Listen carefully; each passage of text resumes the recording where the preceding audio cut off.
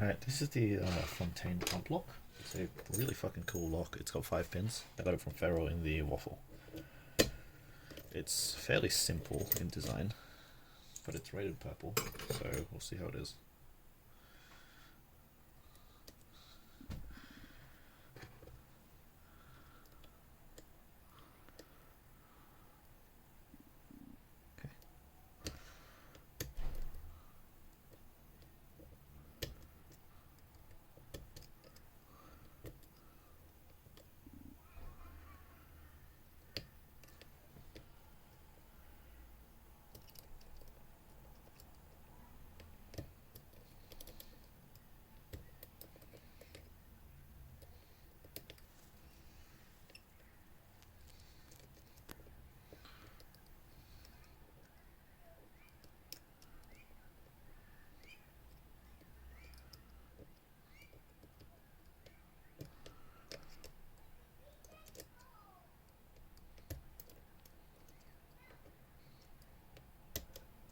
There we go.